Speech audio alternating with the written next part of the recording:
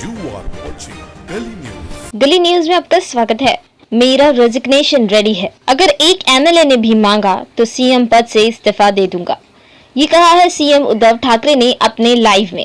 आज CM Uddhav Thackeray live आए थे। उनके लाइव दी गई स्पीच के कुछ हाईलाइट ये रहे। उन्होंने कहा, सामने आकर बात करें। हमारे हिंदुत्व में कोई बदलाव नहीं आया है।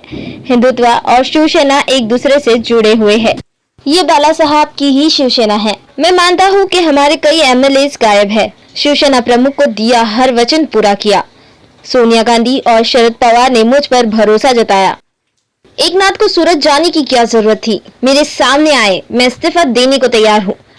मुझे सीएम बनाने में शरद पवार का सबसे बड़ा हाथ है। मैं सीएम पद से हटने को तैयार हूँ, लेकिन कोई शिवसैनिक ही सीएम बने, इससे मुझे खुशी होगी। मैं अपना पद छोड़ने को तैयार हूँ।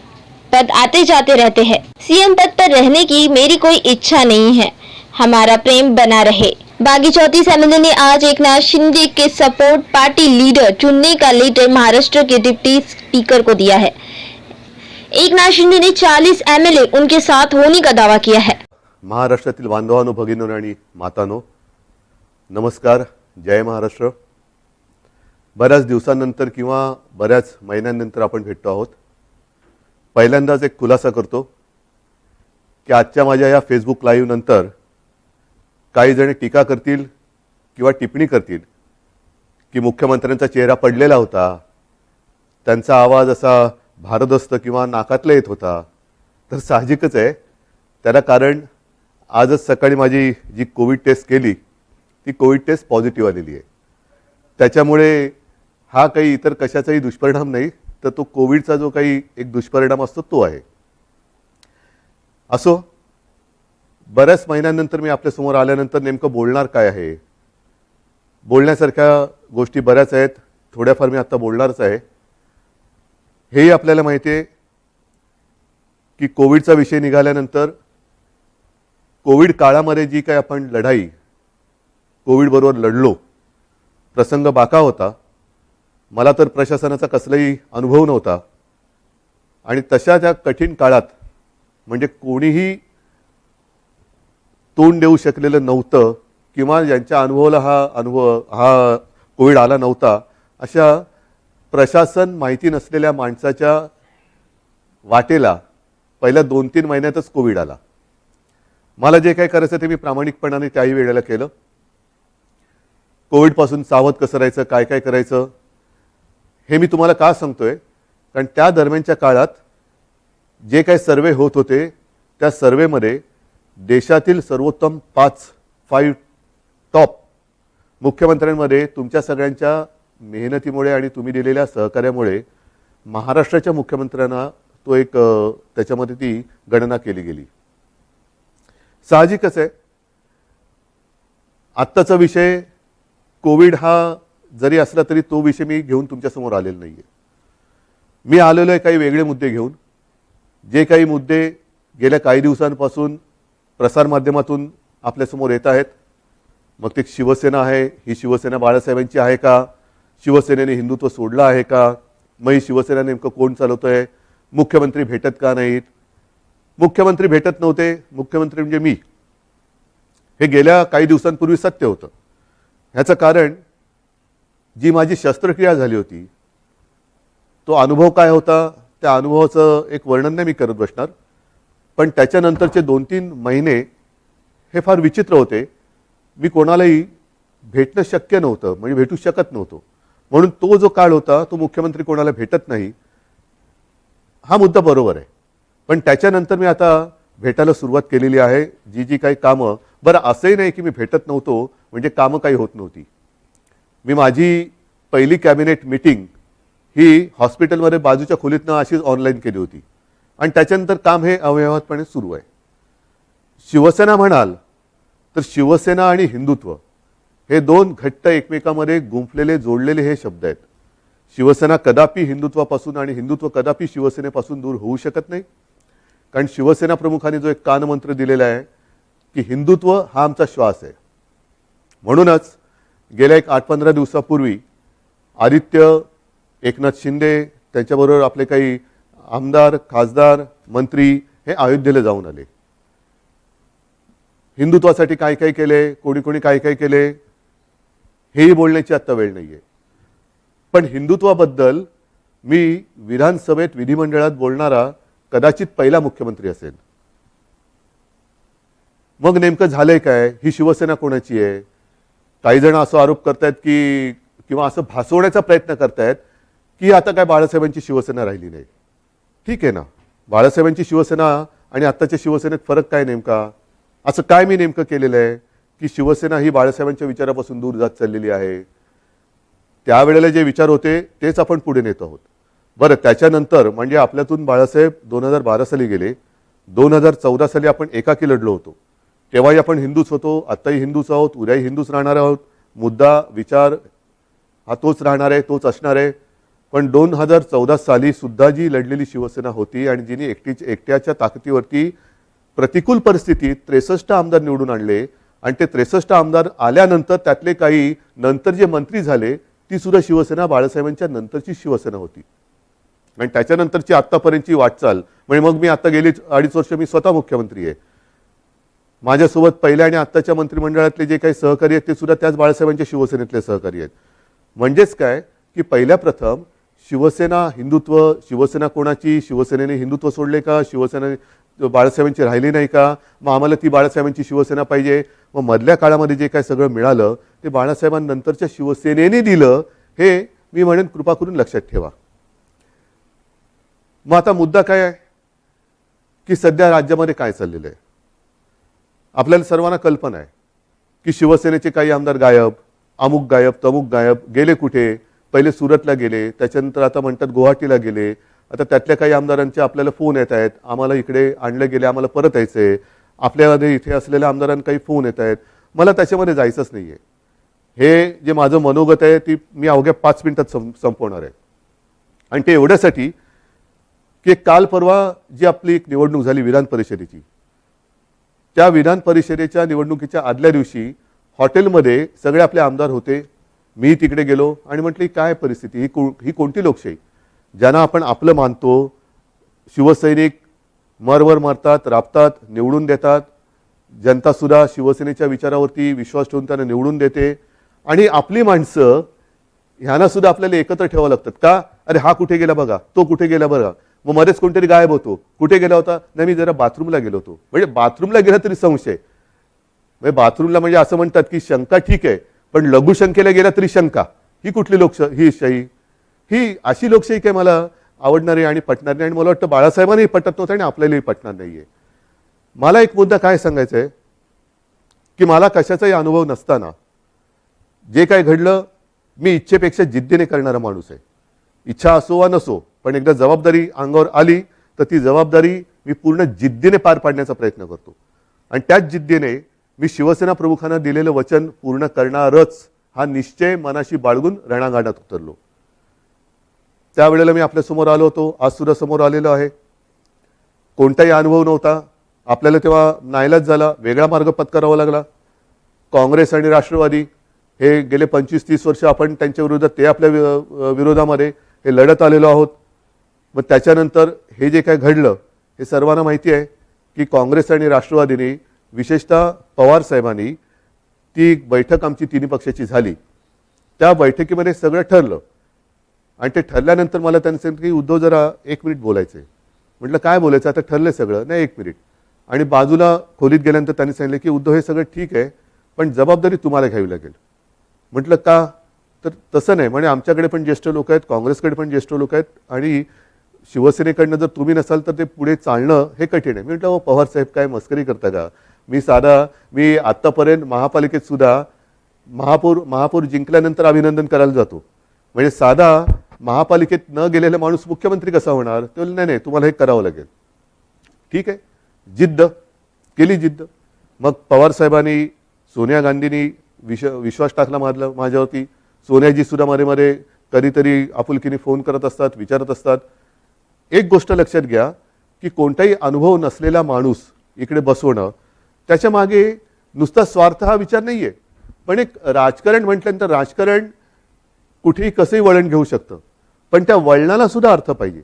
उगाच काही ती रडकुंडीचा घाट जो म्हणतो ना, तिकडनं पोलादपूरपासून आपल्या ह्याला महाडपासून वरती महाबळेश्वरला जाताना रडकुंडीचा घाट, जो वळण वळण वळण वळण म्हणजे गाडी चालवता चालवता गाडीचा चालक हा रडकुंडीला येतो, तसं हे वळणदार राजकारण कोणाच्याच उपयोगाचं नाहीये. आजपर्यंत ह्या सगळ्यांनी मला खूप सहकार्य केलेलं आहे. प्रशासनाने तर कमाल केलेली आहे. प्रशासनाने तर मला सांभाळत सांभाळत सांभाळत काय योग्य काय अयोग्य हे सुद्धा सांगण्याचा प्रयत्न केलेला आहे. आज मी नेमकं काय बोलणार आहे, मला दुःख कशाचं झालेलं आहे, आश्चर्य कशाचं वाटलेलं आहे, धक्का कशाचा बसलेला आहे की काँग्रेस आणि राष्ट्रवादी म्हणाली की आम्हाला मुख्यमंत्रीपदी उद्धव ठाकरे नकोत. तो त्यांचा विचार आहे. दोन्ही पक्ष स्वतंत्र आहेत. ठीक आहे, सत्तेच्या तडजोडीसाठी आपण एकत्र आलो होतो असं जे काही इतर जण म्हणतायत त्यांच्याप्रमाणे सत्तेच्या साठी आपण एकत्र आलो होतो. पण आज सुद्धा सकाळी कमलनाथजींनी मला फोन केला होता. कालच सकाळी शरद पवारजींनी फोन केला. मला म्हणाले उद्धव आम्ही तुमच्या सोबत आहोत. हा त्यांच्या भरोश्याचा विषय. पण त्यांनी भरोसा माझ्यावरती ठेवल्यानंतर माझ्याच लोकांना जर मी मुख्यमंत्रीपदी नको असेल तर काय करायचं, हा मोलाचा प्रश्न आहे. माझीच लोक म्हणत असतील की ते ठीक आहे त्यांना हवे असतील पण आम्हाला तुम्ही नकोत. मग मला हेच म्हणायचं आहे की समजा माझ्या लोकांना, म्हणजे मी माझं म्हणतोय ते मला आता माझं आपलं मानतात की नाही मला माहिती नाही, कारण ते माझ्यासमोर नाही आहेत. तर तुम्ही इथे येऊन बोलायला काय हरकत होती? सुरतला जाऊन बोलण्यापेक्षा, आणखीन कुठेतरी जाऊन बोलण्यापेक्षा सरळ समोर यायचं आणि सांगायचं की उद्धवजी तुम्ही कारभार करायला नालायक आहात, हे कोविडच्या काळातले टॉप 5 वगैरे सोडून द्या, आम्हाला तुम्ही मुख्यमंत्रीपदी नको. ठीक आहे, चला मी उठतो. आणि आज सुद्धा मी तुम्हाला सांगतो, जर त्याच्यापैकी एकाही आमदाराने समोर येऊन मला सांगितलं किंवा जर त्यांनी स्टेटमेंट दिलं की उद्धव ठाकरे मुख्यमंत्री पदावरती नकोत, तर मी आत्ता मुख्यमंत्री पदाचा राजीनामा द्यायला तयार आहे. आणि ह्याच्यावरती विश्वास नसेल तर आज आपली फेसबुक लाईव्ह झाल्यानंतर आज संध्याकाळपासून मी माझा मुक्काम वर्षावरनं मातोश्रीला हलवत आहे. मला कोणताही मोह नाही. मी ओढून ताणून खुर्चीला चिकटून बसणारा नाही. मी शिवसेना प्रमुखांचा पुत्र आहे. कोणताही मोह मला खेचू शकत नाही, अडवू शकत नाही, थांबवू शकत नाही. पण हे माझ्या समोर येऊन बोला. उगाच काहीतरी शिवसेनेशी आम्ही गद्दारी करणार नाही, पण ही शिवसेना आहे आमची शिवसेना, कशाला तुम्ही हे करताय? ह्या सगळ्या करण्यावरनं नुकसान कोणाचं होतं आहे? एक जी गोष्ट आपण लहानपणापासून ऐकत आलेलो आहोत, कुऱ्हाडीचा दांडा गोतास काळ, तीच परिस्थिती ही आहे. ती काही जणांना ही म्हण माहिती आहे, पण त्या म्हणीमागची गोष्ट नाही माहिती आहे. ती गोष्ट अशी आहे की एकदा एका जंगलामध्ये एक लाकूड तोड्या झाड तोडत होता, म्हणजे त्याच्या कुऱ्हाडीचे घावच घालत होता. सगळे पक्षी त्याच्यावरती राहणारे हे कासावीस झाले की आपला आसरा असलेले हे झाड आता तुटणार, कोलमडून पडणार. पण त्याहीपेक्षा हे घाव घालत असताना या झाडाला वेदना किती होत असतील, म्हणून ते पक्षी त्या झाडाशी बोलायला लागले. आपल्याला निसर्गाची भाषा येत नाही, पण निसर्ग एकमेकाच्या भाषेत बोलत असेल. तर पक्षी त्याच्याशी बोलायला लागले झाडाला की दादा तुला खूप दुखत असेल ना रे, खूप वेदना होत असतील ना रे, की तुझ्यावरती हे कुऱ्हाडीचे घाव पडतायत. झाडाने काय उत्तर द्यावं की मला वेदना होत आहेत, दुःख होतंय, पण ते घाव पडतायत म्हणून होत नाहीये. तर हा लाकूड तोड्या ज्या कुऱ्हाडीने घाव घालतोय त्या कुऱ्हाडीचं लाकूड हे माझ्या फांदीचं लाकूड आहे, त्याच्या मला वेदना जास्त होत आहेत, त्याच्या वेदना जास्त होत आहेत. हेच आज चाललेलं आहे. कुऱ्हाडीचा दांडा हा आपला जे गोतास काळ, म्हणजे आपली जी राजकारणातली जन्मदात्री आहे शिवसेना आहे, तिच्यावरती तिचंच लाकूड वापरून घाव कोणी घालू नका. या समोर बसा, मी देतो राजीनामा. चला, मी तुमच्या हातामध्ये आज मी माझ्या राजीनाम्याचं पत्र तयार करून ठेवतो आहे.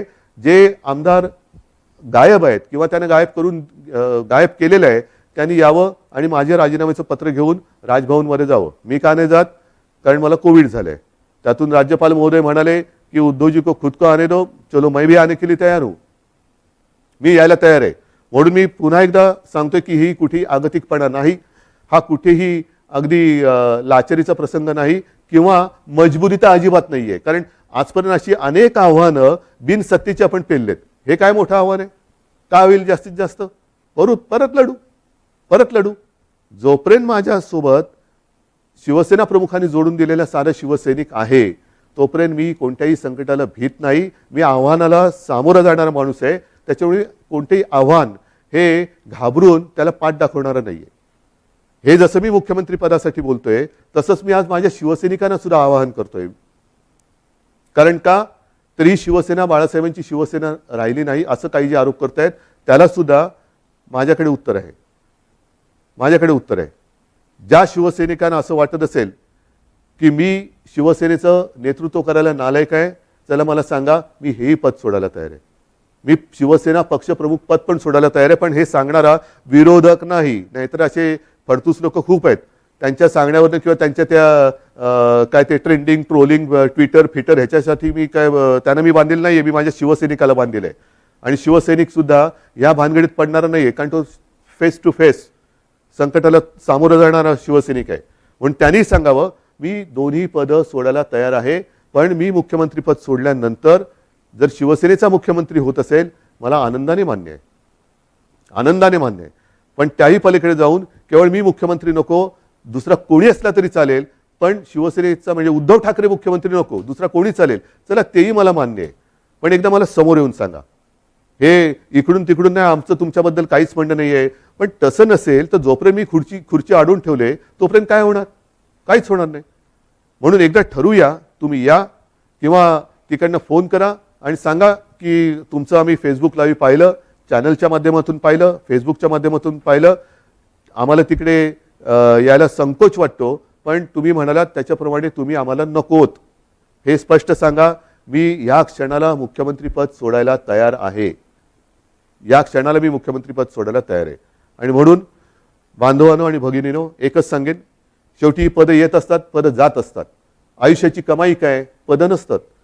पदावरती बसल्यानंतर जे तुम्ही काही काम करता त्याच्यानंतर जनतेची प्रतिक्रिया काय असते, ही आयुष्याची कमाई असते.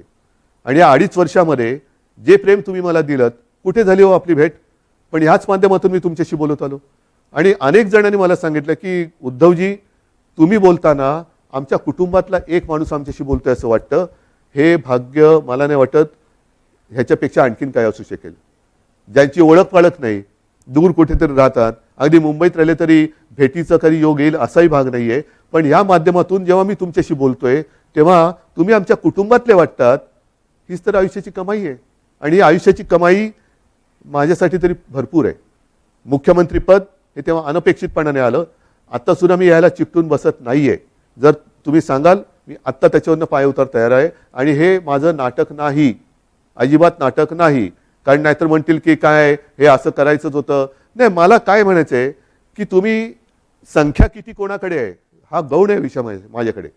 शेवटी ही जी काही लोकशाही आहे, त्या लोकशाहीमध्ये संख्या ज्यांच्याकडे अधिक असते तो जिंकतो.